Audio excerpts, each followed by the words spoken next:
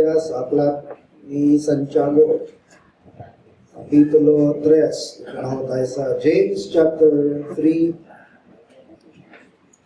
Mamaya pong hapon, after service, iwan din po yung mga Sunday school teachers. Alam niyo, itong mga Sunday school teachers natin, hindi naman po paid yung mga yan eh. They are serving. Kanila pong pinapagamit ang kanilang gift na bigay ng Panginoon para magturo sa ating mga anak. Hindi ho sila paid by the church. Pero gusto rin po natin appreciate yung kanilang effort. Kaya every year, especially magtatapos ang taon o pagsisimula ng taon, tinitreat po natin sila. So mamaya sa meeting, discuss din natin kung saan po kayo makakainin. Kung sa eat all you can ba o sa ano na lang. Turo-turo. So yun po ating ginagawa sa ating mga Sunday school teachers. Ano ho? Ilang pag-appreciate sa kanilang ginagawa para sa ating simbahan. So after service this afternoon, you stay at meron tayong mixing meeting. James chapter 3, my brethren, be not many masters or be not many teachers. Di ba yung sa John 3:10, you remember the conversation between the Lord and Nicodemus?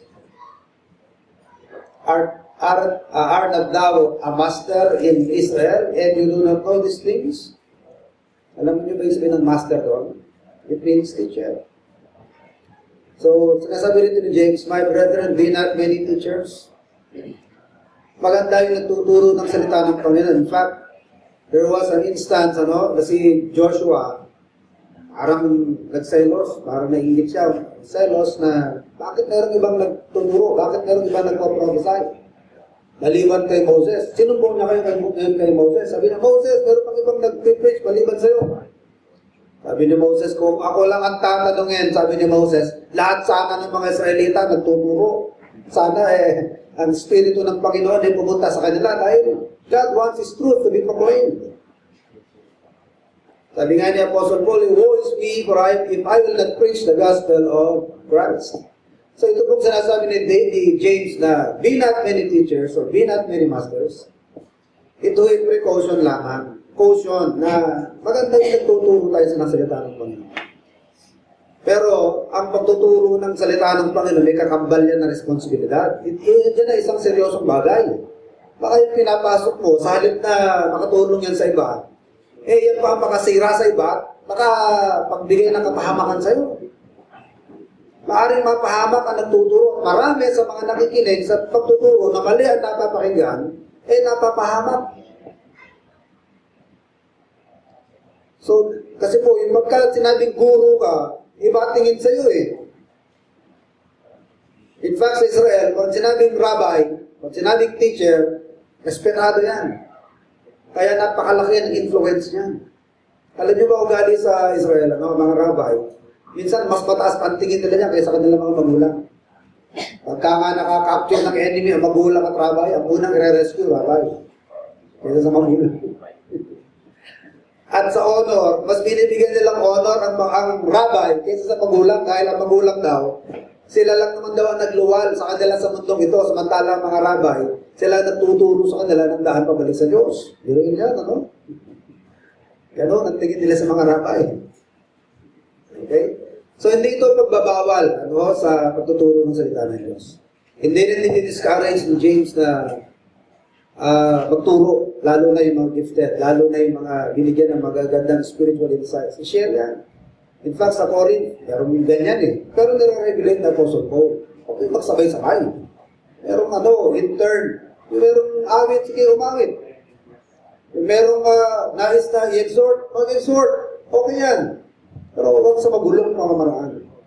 Tsaka yan, kailangan maingat ang nagsasalita. Kasi lumalabas na speaker ng Diyos. Tapos kasi nungalingan pala yung hindi naman yan sinabi ng Diyos, nasasabihin mo.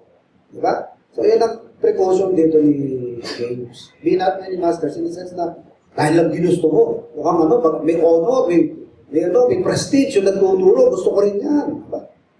Yan ang kinokondem ng Panginoon Kinokondem yan sa mga Pharisees, yung self-serving na mga motives. They are after the prestige na matawag na mga master or rabbi. At it has no place among God's people. Hindi yan nararapat. Ang panawagan sa atin ng Panginoon ay humility. Speak the truth in love. Hindi yung self-glory ang hinahangad ng tagapagturo. Kaya iisip na magtuturo, maghinay-hinay, magdaan-daan, may responsibilidad yan. Take it as a serious matter. You are a speaker for God. Baka sinasabi mo, hindi naman pala yan ang sinasabi ng Diyos. You will be found a false prophet. My brethren, be not many teachers or be not many masters, knowing that we shall receive the greater condemnation. Of course, ang believer, of course, ang tinutukoy dito ni James, hindi naman mga unsaved mga mananampalataya, kaya nga brethren, my brethren. So, anong condemnation dito? Judgment. Hindi judgment in hell, pero yung chastisement, baka maaari mong matanggap na chastisement sa lupa for taking the word of God deceitfully, or it might have an effect in your reward pagdating ng Bema judgment.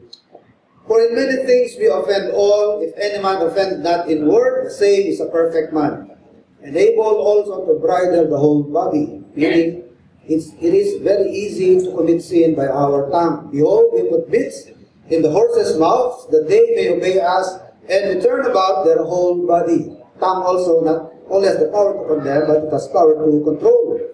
Behold also the ships, which, though they be so great and are driven of fierce winds, yet are they turned about with a very small hand, whithersoever the governor listeth. O yung, ang tawag doon, may hawak ng manibela ng barko. Ang tawag doon? Steersman? Helmsman. O yan. Hawak ng timon. Even so the tongue is a little member, and boasteth great things. Behold how great a matter a little fire kindleth, and the tongue is a fire.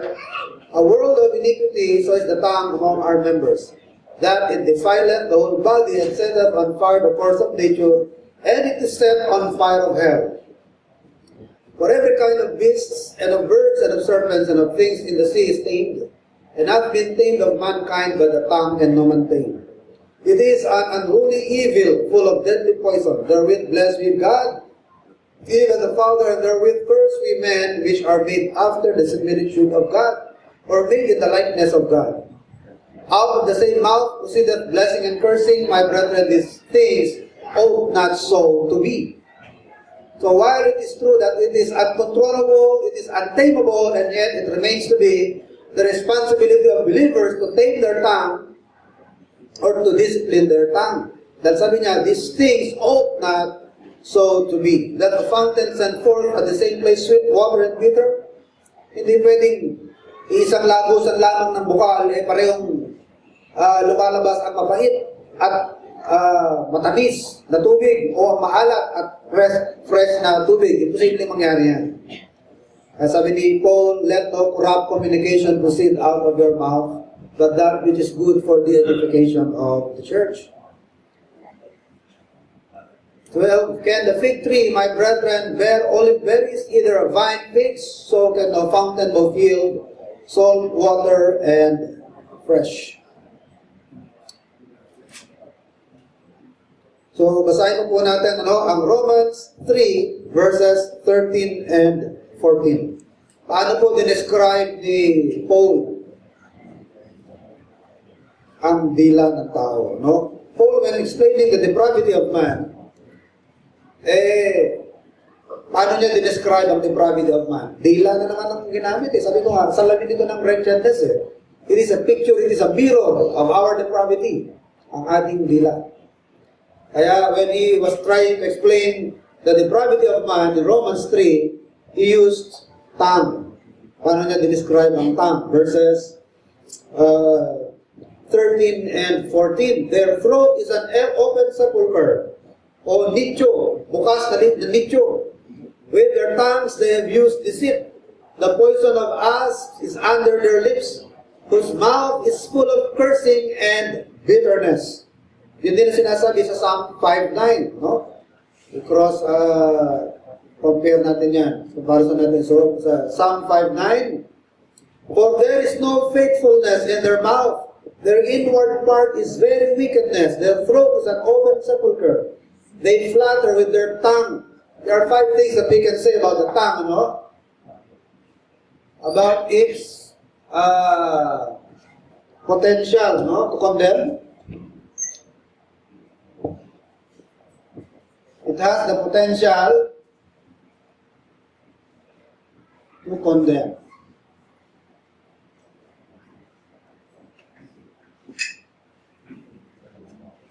Power to control.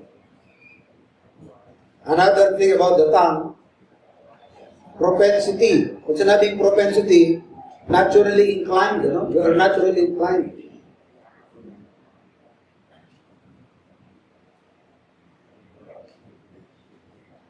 Propensity to corrupt.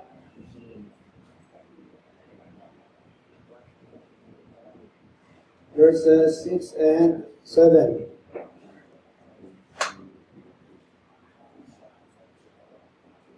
Verse 1, 2. Control. You can read that in verses 2 to 5.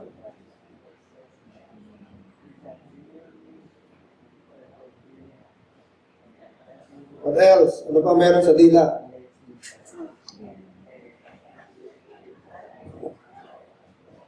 Primitiveness. To combat. Verses 7 and 8. Ito binasa natin sa Psalm, no?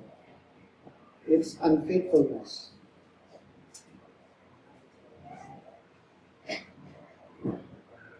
To compromise.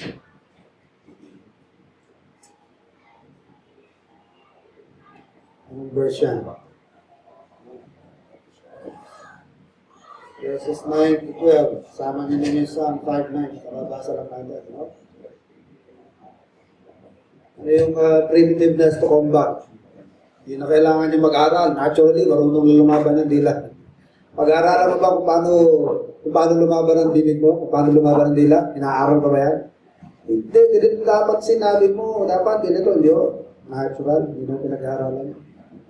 Marunong na mag-retaliate yan. Mga dila natin. Pinag-aaralan mo ba yan? Natural na yan. Primitive, mga inborn. Inborn. Nasa instinct na ng dila natin yung tongue lashing. Sabi nga, tongue lashing. Umahaplit. Nanlalatigo ng mga dila. Pero po ako narinig na dalawang preacher, nag-aaway. Acid tongue. O ganyan, no? Dila yung parang may acido. Acid tongue. Dalawang preacher yan. Nag-aaway. Sa sulat. Yan ang sinasabi sa Psalm 5:9 na there is no faithfulness in their mouth. Yung sinabi niyo isang araw, kinabukasan, hindi na. Unfaithful. To compromise agad. Diba, ganyan ang mga politicians? Last Wednesday, if you were here, no? I said something about education kaya mga anak ko na homeschool. Dahil meron ako nakikita na mukhang hindi naman nakikita ng karamihan, ano? Iba kasi ang habol sa education, kita. Ito pasukin mo kasi malaki kita rito sa ganitong profesyon, sa ganitong trabaho. Pag nakatapos ka, ganitong trabaho mo, malaki kita. Kaya ito yung tao, bata, lumalaki na nasa isip kita. Maraming educated, highly educated, tapos pa ng Harvard, kung saan sa mga magagandang school, ang hinanap lang talaga kita, kaya kahit sa maling paraan, basta kumikita. Kaya marami sa kanila naging mga corrupt na mga politicians. Kasi ang habol, kita. At wira, kahit mamatay na ako, mabubuhay na kami ng matagal, ang mga anak ko, mga anak ko, malaki ng cake mamanahin. Kasi ang purpose of education is to make us a better person. For me, yan ang purpose, kaya tayo nagpapa-educate. To make you a better person. To make you a better citizen of the country. Secondary. Siyempre, nahabol mo rin yung maging prepared ang anak mo sa buhay niya in the future. Pero secondary na lang yan, dapat. Secondary. Pero pag ang pinapalaki mo sa anak mo yung motive na itong pasukin mo kasi malaki ang trabaho nito, malaki kita dito. Lumalaki ang bata nang inahabol niya sa pag-aaral, yung malaki kita. Kita na talaga ang habol niya. Kaya naging resulta, marami mga naging educated, pero mga educated fools. Kaya naging mga trapo, mga politicians. Na walang paninindigan, faithful. Binabakbakan sa eleksyon isang party. After 1 year, lilipat naman sa party na yun. At kasi nabi, nilumok na. Walang conviction, walang prinsipyo. Sa politicians, meron pa ba yung prinsipyo na sinasabi? Diba yung statesman sa politician? Ang mga statesman, mamamatay dahil sa conviction. Ang mga statesmen, mamamatay dahil sa prinsipyo. Hindi yan dahil meron pinaninindigan yan. Pero ang politician, kung saan maganda ang hihip ang hangin, yun. Mahina na yung partido natin, unahan ko na yan. Unahan ko na yan. Kaya, anong bansang sa kanila? Di ba, balimbing? Marami sa amin, tinatawag na balimbing. Yan ang mga politicians. Walang prinsipyo, walang convictions. Okay? So, how did Paul describe the depravity of man? Sinabi niya sa Romans, their throat is an open sepulchre. The poison of asps is under their lips. A poison may lason, deadly. Ang kanilang mga dila. Psalm 140 verse 3. Psalm 140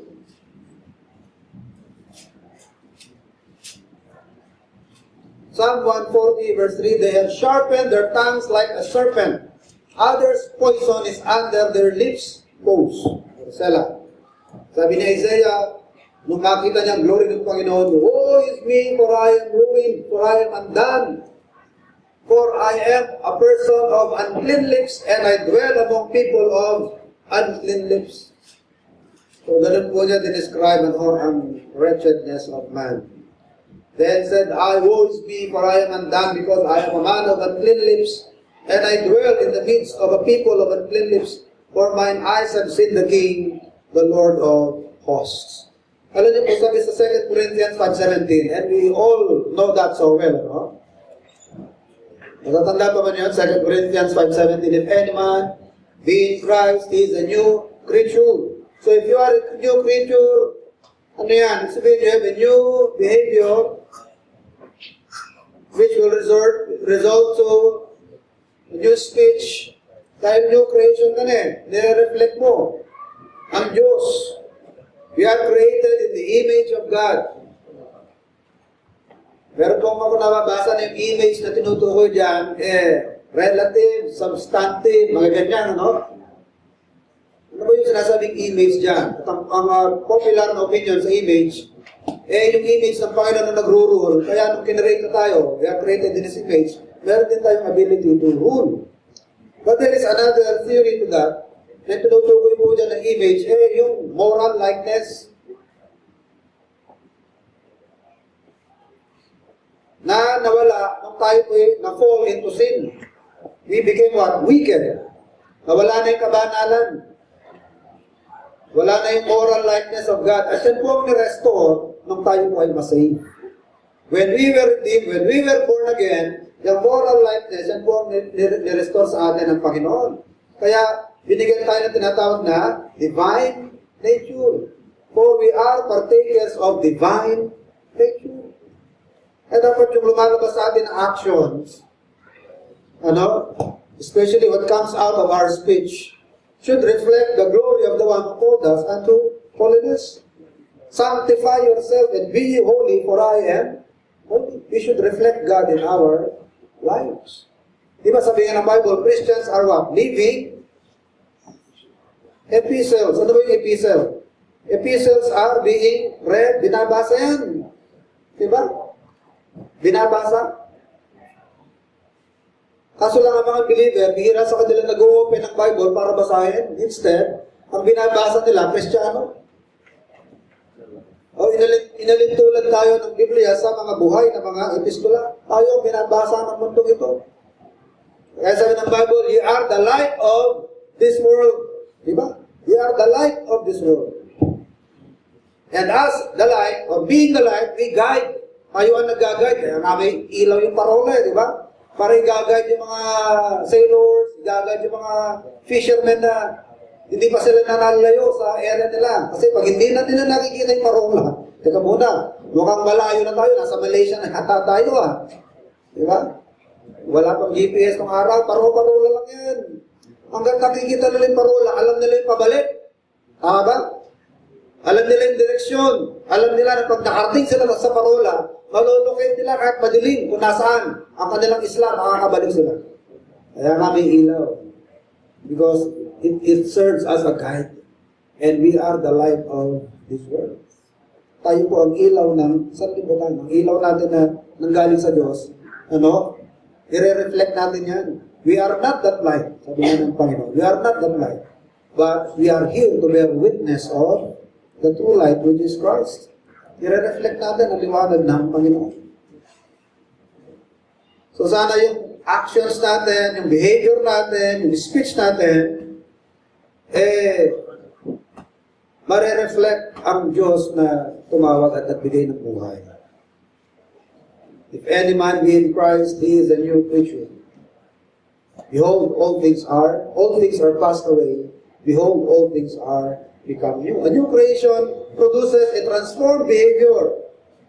At pagka-transformed behavior ng tao involves new speech that corresponds to a saved person or to a sanctified life, which reflects the nature of God who gave that life. So as I mentioned earlier, kaninang umaga, ang Bible, puno-puno ito ng mga paradoxical na mga bagay, Some are inscrutable. Mahirap, maarok. Yan ang Diyos natin. Mahirap, malirik. Mahirap, maarok. Kaya sabi ng Romans 11:20,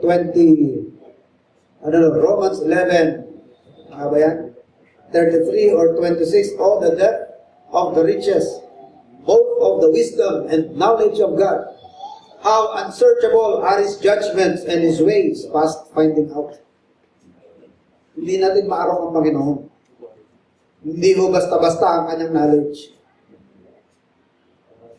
Pero yun sabi niya, manampalataya ka, believe, or, at the same time, the Bible also reveals that faith comes from God. Na kung hindi bibigay ng Panginoon ng faith, no one can comply to the command to believe. Ayun yung i-reconcile yan. Ayun ba i-reconcile yan? The men ought always to repent. The times of this ignorance God winked at, but now commandeth all men everywhere to repent, and yet, from whence comes repentance? Peradventure, God would grant them repentance unto life. It is God who grants repentance. Ang pagsisisi, nagmumula rin po sa Diyos. Ang Biblia, maraming ganyan. Marami. Mahirap ma-reconcile, mahirap ma-arok, napakalalim na mga aral ng Diyos.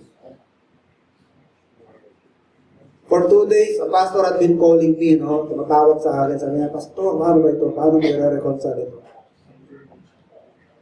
Yung bang pagkakasalang ginagawa ko, will pa rin ba ng Panginoon yan? Lahat na ng bagay, nasa will ng Diyos, nakadecree. Opo, sabi ko, lahat nakadecree. Pati yung pagkakasala ko, nakadecree yan. Sabi ko, opo. Kasi po, ang definition natin ng decree, everything that happens, either God caused it or God permits it. Lahat na nangyayari, either God caused it or God permits it. So, lahat ng kinakos ng Panginoon, everything that He causes to happen, and everything that He permits to happen, yan ang bumubuo sa Kanyang decree. But not all decree of God, not everything that are decreed by God are decreed the same way. There are things that He decreed that He Himself will cause to happen, while some things that He decreed, He will not cause it, but rather He will just permit it to happen. For example, ano yung mga bagay-bagay na hindi ikokos ng Diyos? Kundi, iaalaw lamang niya na mga wicked men will go on their free course para invent ang kanilang wickedness. including the crucifixion of Christ. Yan siguro pinakamasamang nagawa ng tao sa kasaysayan ay crucify ang Panginoon. Accusing Christ of violating the law, who himself is the lawgiver. Christ is the perfect lawgiver, the judge of all, and he had been accused of violating the law. Pero ba bang mas masama dyan? To crucify the Lord of glory? Pero ano yan? Naka-decree ba yan? Yes. But did God cause it to happen? No. He simply permitted it to happen. Ano yung ating basis? Philippians 3:14. Ano Philippians 3:14? It is God. Check Philippians 2:13 or 3:14. For it is God which worketh in you. Philippians, check nyo. For it is God which worketh in you both to will and to do of His good pleasure. Philippians 2 verse 13. Philippians 2:13. Meaning, kapag ka-wickedness, hindi ang Diyos ang mag-focus niyan. Otherwise, He will become the author of sin or the author of evil. Pero pagka good ang naka-decree, ang Diyos ang mag-focus niyan. Pati yan, decree pa rin yan. Lahat yan, mag-focus pa rin sa decree ng Diyos. Pero walang nangyayaring aksidente. Walang nangyayaring wala sa plano ng Diyos, bigla na lang lumitaw. Parang freak accident, parang ganon. Walang aksidente sa Diyos. Lahat ng bagay, pre-arrangement ng Panginoon. Wala nga sa ating swerte, wala nga sa ating malas. Dapat sinabing permitted. Ang tanong, pwede bang hindi nangyari? Kaya bang pigilan ng Diyos para hindi mangyari? Kaya ba ng Diyos sa pigilan ng isang pangit na event? Kaya. Because God is omniscient, at the same time, He is all-powerful. Ang fall ni Adam, kaya bang pigilan ng Diyos? Hindi ba na-foresee ng Diyos na magkakasala si Adam? Di ba, alam ng Diyos sa lahat ng bagay, alam niyang mahina si Adam. Alam niyang yung kanyang lakas, dependent lamang sa lakas na binibigyan ng Diyos at pwede siyang magkasala. Alam ba ng Diyos yun? Alam.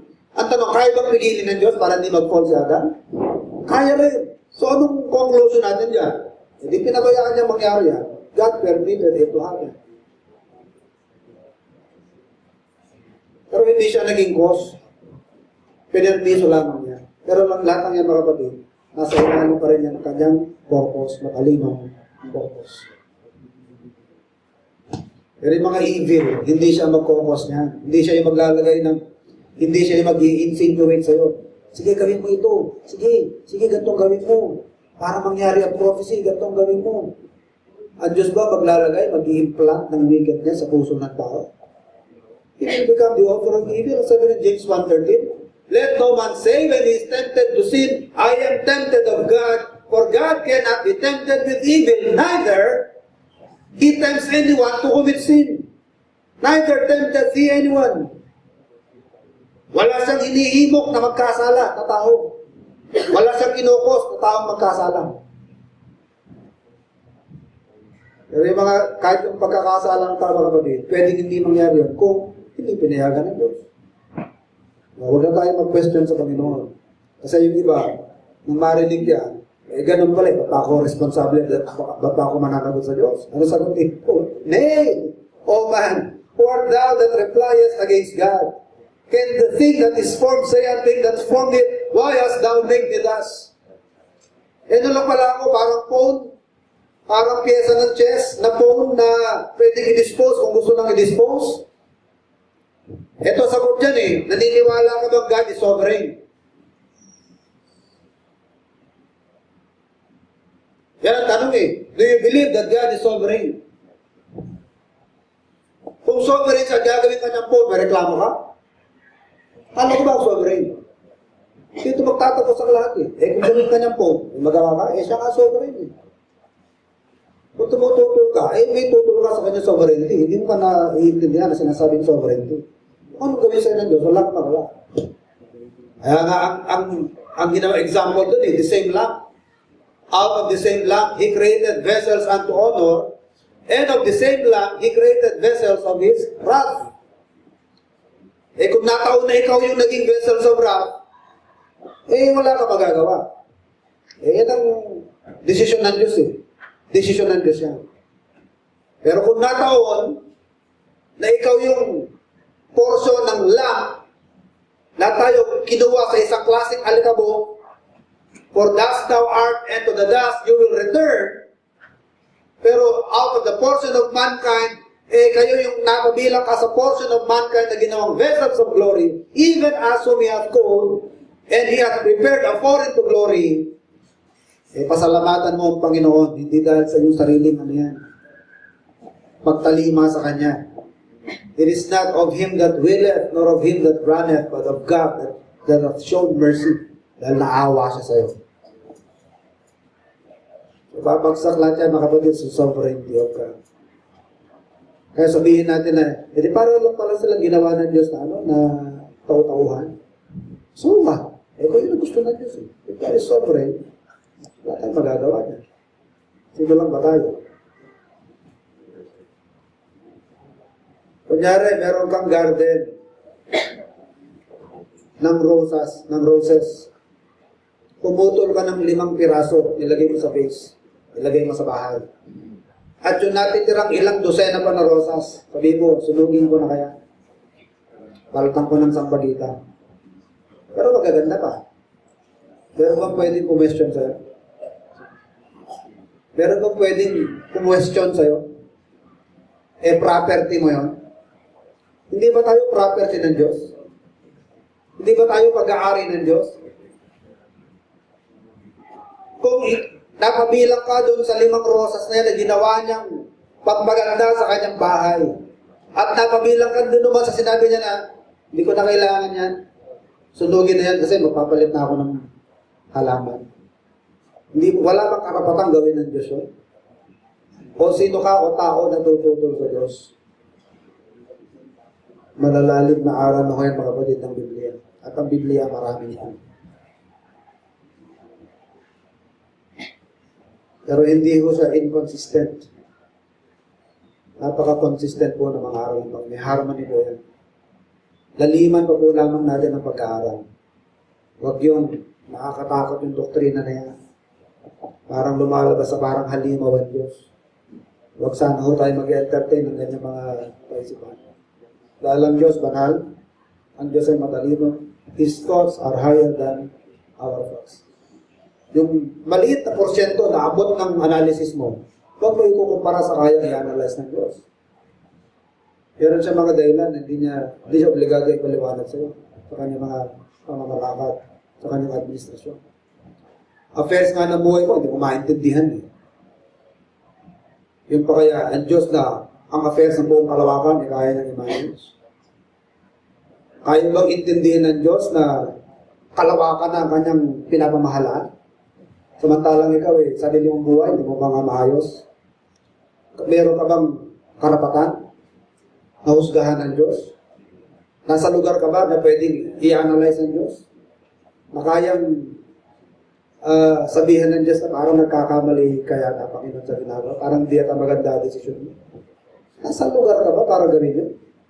Sa sarili mong buhay, hindi mo maiayos. Ang Diyos, kung kalawakan ng kanyang minamanage. Yan bang liit ng porsyentong abot ng isip mo na kayang i-analyze? Kung kumpara mo yan sa kayang i-analyze ng Diyos kung paano siya pamahalaan na sariling kanya, kanya naman ito eh. Diba? Who are you to question God? Who art thou, O man, that replies to God? So one inscrutable thing here in this passage is the fact that our tongue is untamable. Sabi mo, akala ko ba hindi mateteng? Ba't ko pa ako tinuturuan disiplina ng dila ko? Sinabi na untamable. Wala kang magagawa. Sabi ng Bible, this ought not so to be. Sinasabi lang ng Biblia na mahirap kontrolin ng dila, pero nanatiling responsibilidad ng bawat Kristiyano na ayusin ang pananalita. Because the Bible says, these things ought not so to be. As stated here, anong verse po yan, Hindi yan, nararapat. Ganyan. Because out of the same lips, you can condemn.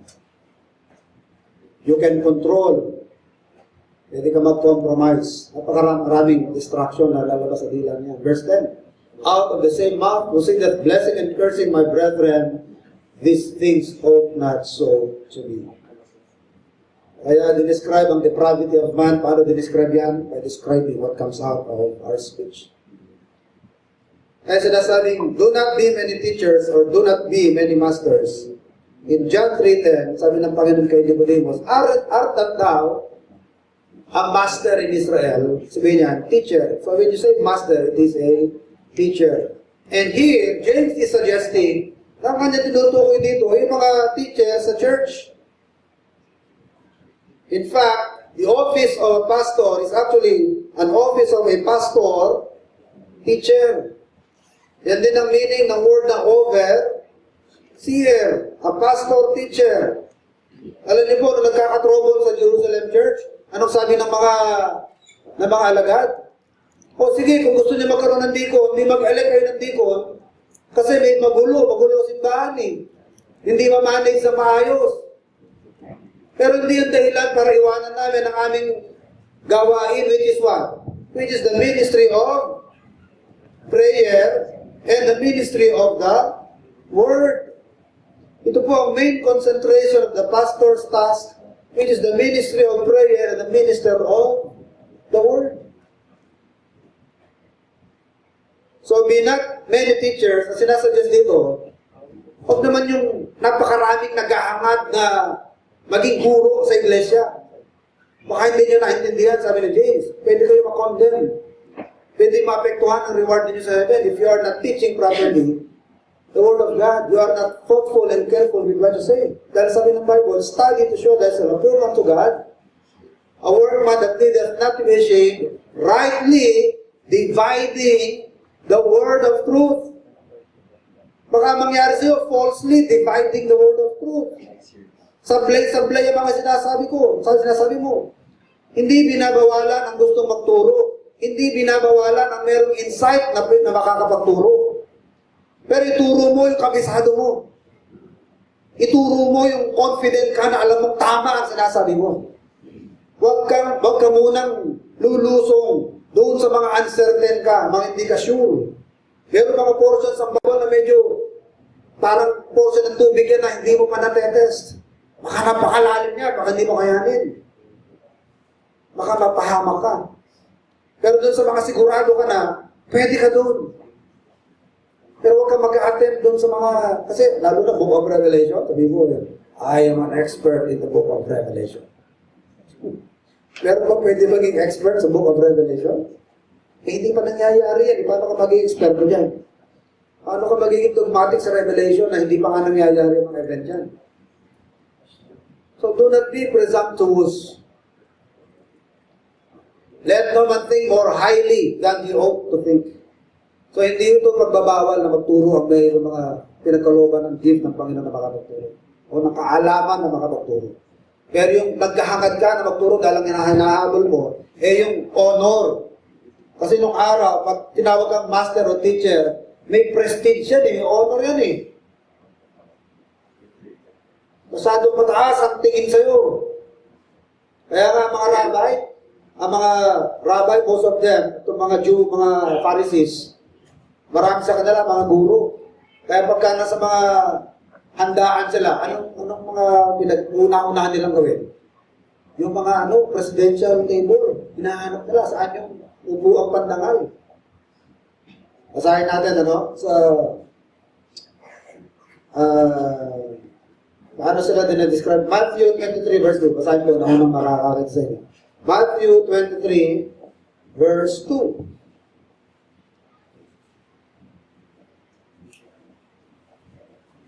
Pakibasa po. Matthew 23, 2.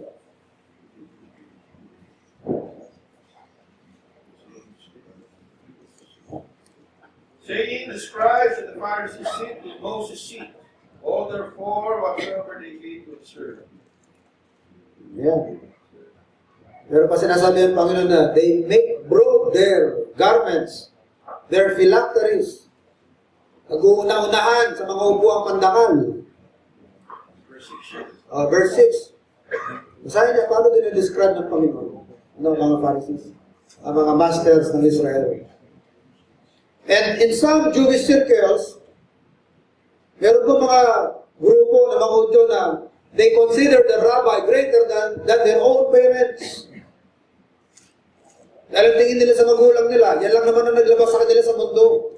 Samantalang ang rabbi, yan ang naghahatid sa kanila sa langit, yan ang nagpapasok sa kanila sa langit.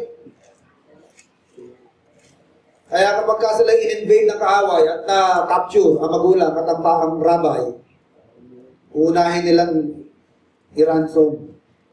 Uunahin nilang i-ransom ang kanilang rabbi kaysa sa kanilang magulang. Hindi, no? Alam niyo po, mga rabbi, ang mga service nila, hindi pinapabayaran. They are not allowed to take payment for their services. Kunyari, na-invite sila sa funeral service o sa kasal, attend sila, magbabasbas sila. Andun sila pero hindi sila magpapabayad. But, bukod sa hindi sila nagpapabayad, they have to provide for their own necessities. Sila nagtatrabaho. Kagaya ni Apostle Paul. Apostle Paul was a Pharisee. He had a trade. Di ba? Anong trade ni Apostle Paul? Tent making. Bata pa lang sila, tinetrain sila na merong skill na matututunan para hindi sila magiging dependent paglaki nila. Palaasa, marunong maging self-reliant, suportahan ng sarili. But it is an act of piety among the Jews na merong pupunta sa iyong Pharisee o Rabbi, kailangan i-entertain mo sa bahay mo yan. At kung anong kakailanganin niya, i-provide mo. Kaya pag sinabi niya, dito muna ako titira sa iyo ng mga 2 buwan, ako, papalakpak ka niyan. You will take it as a privilege na merong rabbi na nasa bahay mo. Kung anong ilingin niya, bibigay mo niya. That's how they regard their rabbi. So ito sinasabi dito ni James na, do not be many teachers. Actually, he's referring to the teaching ministry of the church. Maganda yung teaching ministry, sabi nga ni Moses, na meron mga nagpo-prophesy maliban sa kanya, sabi niya kay Joshua, kung ako tatanungin, sabi niya, maganda nga na ang Spirit ng Panginoon pumunta sa lahat ng mga Israelita at sila mag-prophesy. Maganda may nagtuturo, no? Pero binibigyan ng caution ni James, yung mga gusto magturo dahil sa mahabol lang yung prestige ng isang teacher. Mataas kasi ang tingin sa teacher. Ako, pag nagtuturo na ako, iba na tingin sa akin. Ayun ang hinahabol ng iba, yung prestige ng isang nagiging guro. Ang sabi ni James, ang caution sa kanila ni James, hindi mo ba alam na yung lumalabas ang bibig mo sa pagtuturo mo, yan ay maaari mag-condemn sa'yo. Maaari ka maipahamak yan. Ang reward mo, maaari ka paluin ng Panginoon. At the same time, it might destroy your listeners. Alam niyo po yung hindi ayos na theology? Magulo ang theology mo? Lalo na kung false teacher. Diba? In the last days, there will be what? False prophets and false teachers.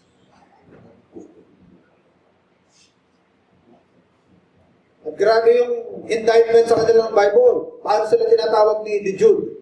Sila yung mga ulap na walang ulan. They destroy other people and they destroy themselves. At sabi pa ng mga apostles, even among yourselves, magkakaroon din ng ganyan. Even among yourselves. In fact, during the time of Timothy, sa Ephesian church, naging problem nila yan. Nagkaroon ng mga false teachers. Kaya sabi ni Paul kay Timothy, remind them not to give heed to seducing spirits and to fables. Pero yun, ongoing mo yung church, meron ng mga faction sa church na meron dalang ganitong turo, meron ganyang turo. O mga Judaizers, ang Galatian church, nagkaroon ng ganyang problema. Nagsimula sila sa doctrine ni Paul na salvation by grace.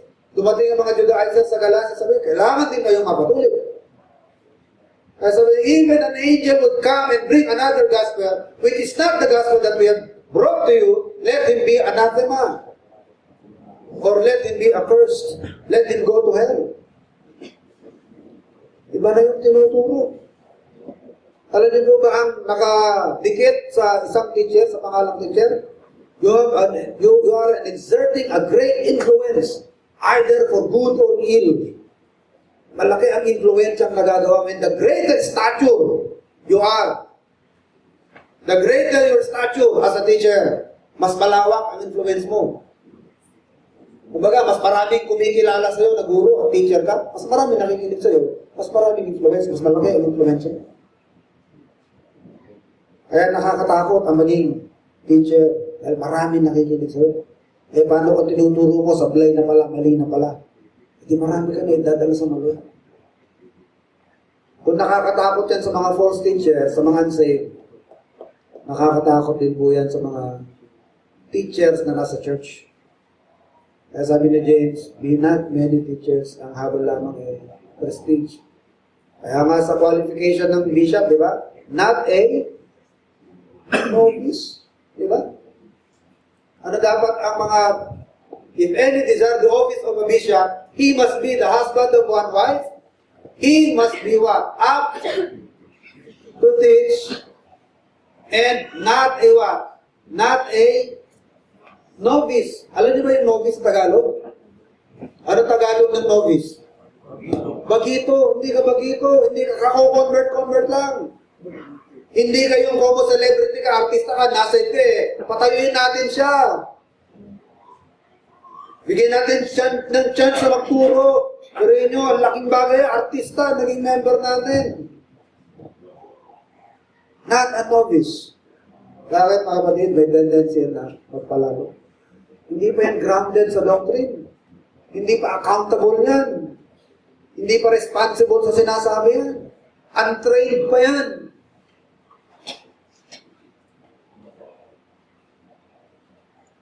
Delikado yan, mga kapatid. Kaya nga sabi ng Bible, first, let them be what? Let them be proved. Let them be proved. Kaya nga mayroong ordination. Sa January 12, sa linggo, January 12 yun, sa linggo na yan. Meron tayong ipoprove na preacher natin kung pwedeng kumawak ng gawain. Sa darating na linggo, gaganapin po yan sa park, batasan. Anong ipoprove? Yung nalalaman niya sa doktrina natin. Kasi baka maya, pagdating sa field, pagdating doon sa church, sa vision, na kanyang hahawakan, kung ano nung aral na, hindi naman nanggaling sa atin yung ganong aral. Sarili lang pala niya yung naisip na aral. Hindi pala yun ang aral ng Biblia. Hindi rin natin itinuro sa simbahan ito. Doon natin mapapatunayan yan sa ordination. Kaya nga mayroong question and answer doon eh. Anong paniniwala mo kay Satanas? Kapatid siya ng Panginoon. Kakambal. Bagsak.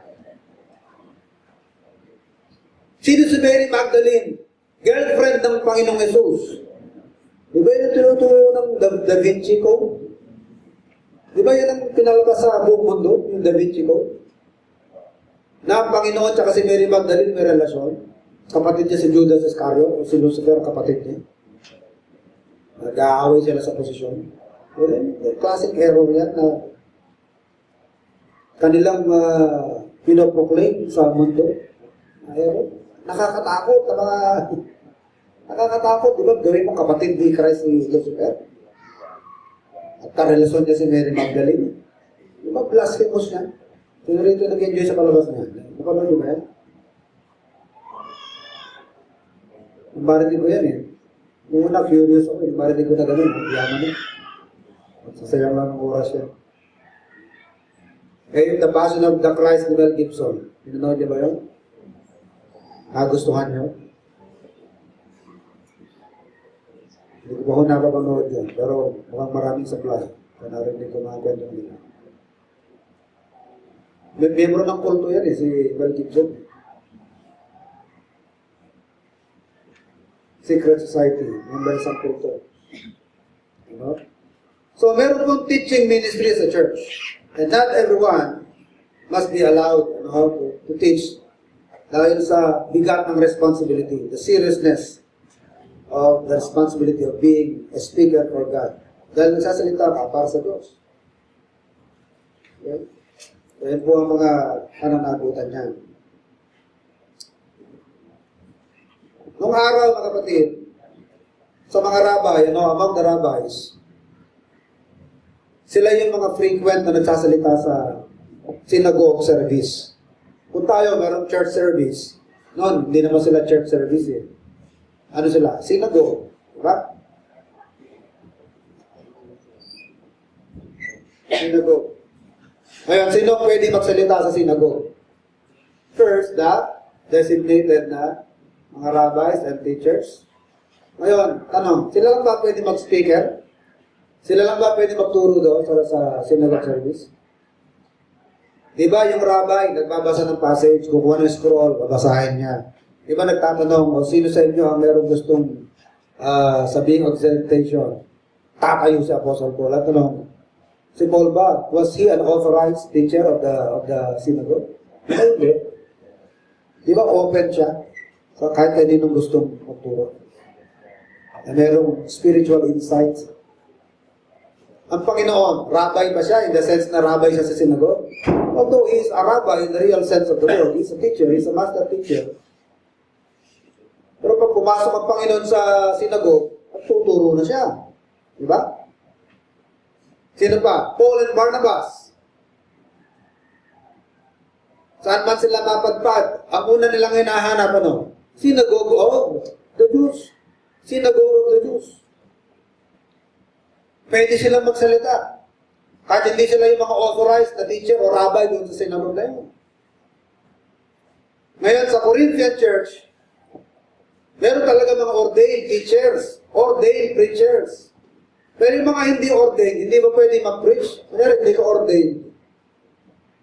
Brother Gilbert, hindi ordained, hindi na ba siya pwede mag-preach? Brother Chelo, Brother Francis, hindi naman ordained preacher ng simbahan. Hindi na ba sila pwede mag-preach? Di ba sa Corinthian church, ina-allow na mag-preach kahit hindi man ordained? Pero ni-regulate ng Apostle Paul. Basahin niyo ang 1 Corinthians 14:26. Paano niya ni-regulate? How is it then, brethren, when you come together, every one of you hath a son, hath a doctrine, hath a tongue, hath a revelation, hath an interpretation, let all things be done unto edifying. So kung meron mga kapatiran na na-assign sa devotion, pwede eh. Huwag natin sabihin natin, kamuna, hindi pa siya ordained eh. Hindi naman preacher yan, hindi naman ordained, ba't yung i-assign yun sa devotion? Pwede, di ba? Devotional preacher. Sakali nagkasakit ako, walang ibang preacher, nasa mission. Hindi na ba tutuloy ang gawain? Hindi ba pwedeng tumayo si Tatay Prendol at kunin ang kanyang Biblia, explain, expound ang Psalm 1 or some passage in Scripture? Bawal ba yun kay Tatay Prendol sa kasakali? Kung walang more able na gawin niya, alimbawa lang. Pupunta na lamang ba din tayo dito at mananalangin na lang, kakata, mananalangin, then uuwi na. Hindi na itutuloy ang gawain. Kasi walang ordain. So, hindi ito pagbabawal na mag-preach.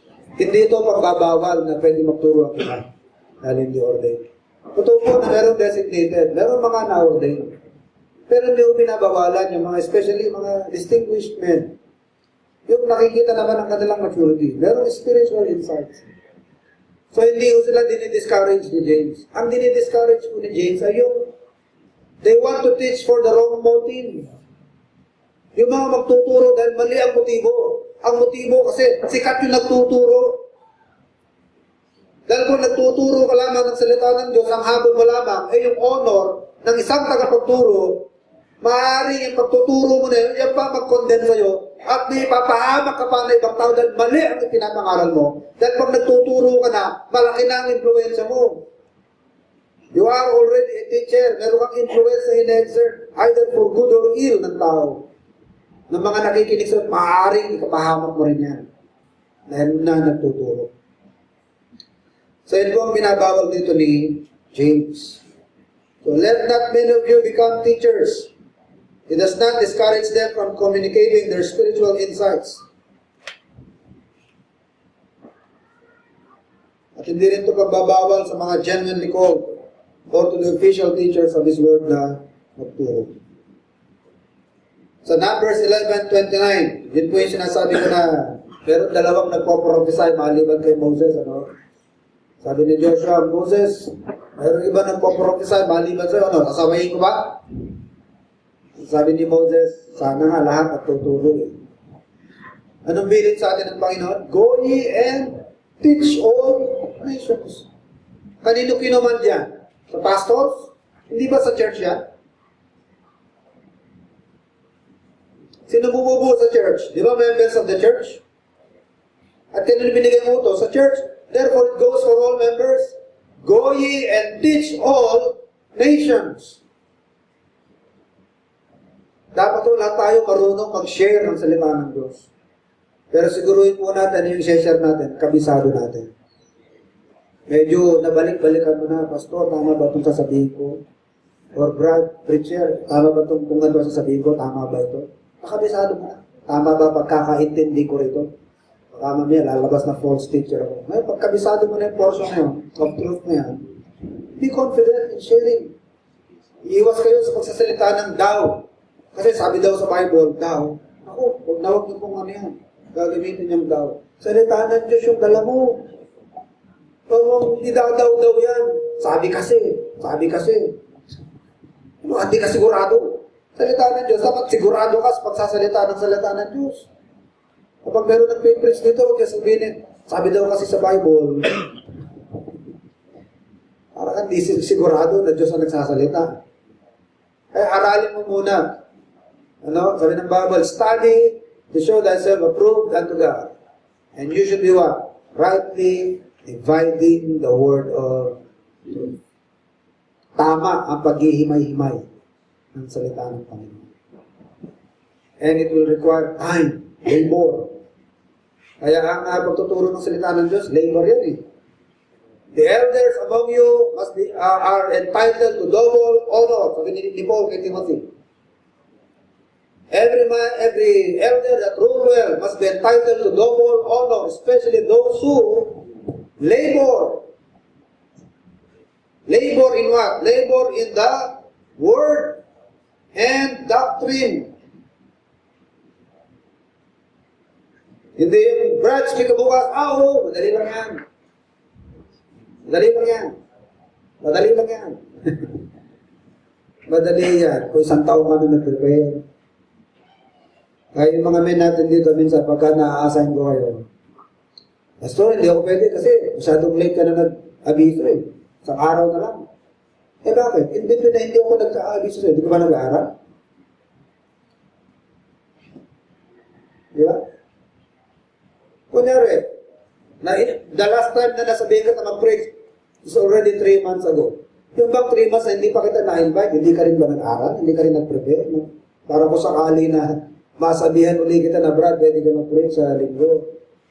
Hindi ba ako sasabihan na, Pastor, hindi ako pwede kasi sa araw na lang, ibukas na, tsaka ba ako sasabihan. Hindi ako nakaprepare. Dapat nag-prepare tayo lahat, especially mga men. Nagre-ready tayo. Be instant, in season, out of season. Paano ko impromptu, nahilingan ka? Kagaya nung minsan, na-invite ako sa reunion. Binigyan ako ng chance na makapag-preach. Pwede ba sabihin ko?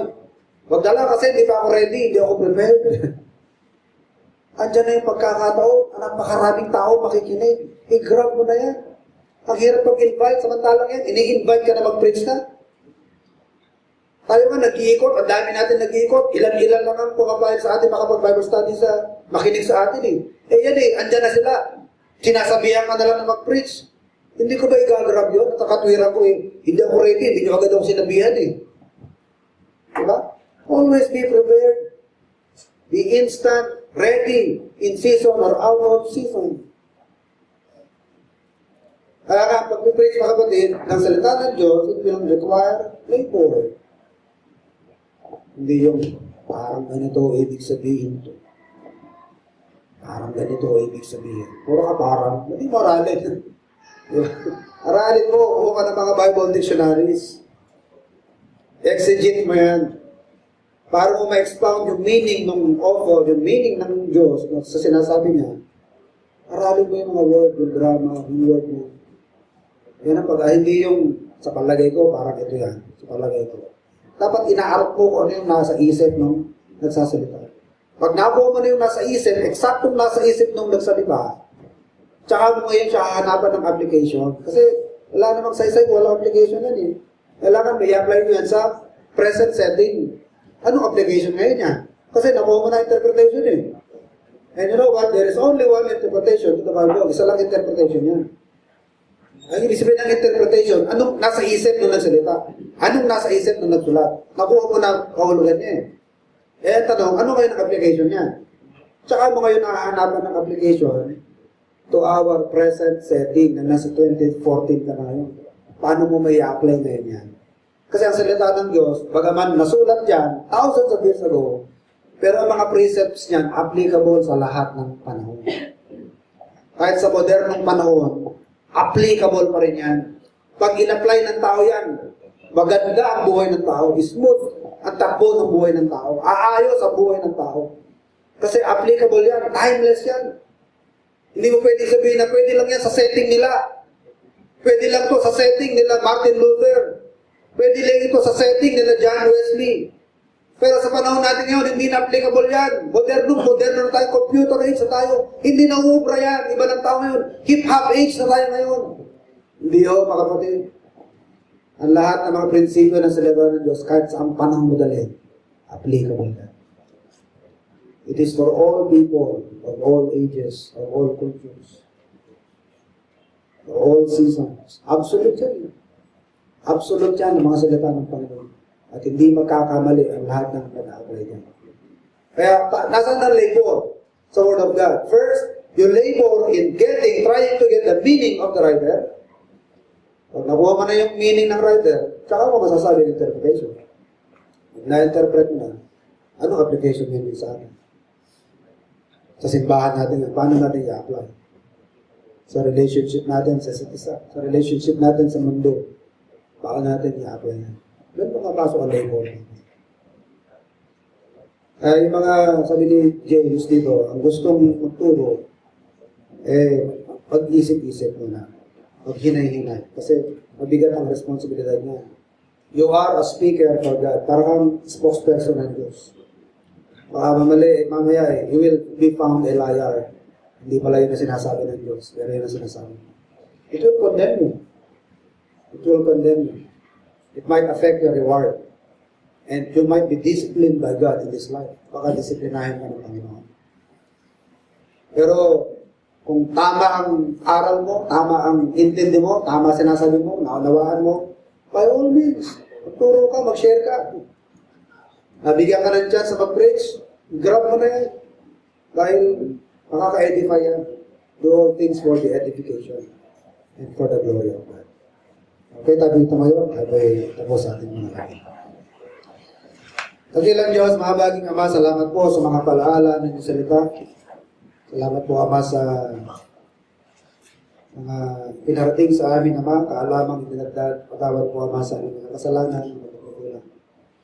Dalangin po namin, Ama, na patuloy niyo po pong dagdagan ng aming kaalaman, ang matutunan po namin, ang aming sasabihin, Ama, sa mga babahagi ng inyong salita. At patuloy niyo kami turuan, Ama, sa taming paglawag sa mundo. Tuloy mo po na sanang pagpalain naman at pagliwanagin ang aming pagtoo sa marami at madilim na sa libatang ito. Nawa mga aming pagtoo at ang aming mga ibabahaging mga katotohanan ang mag-guide naman sa maraming nasa kadiligan.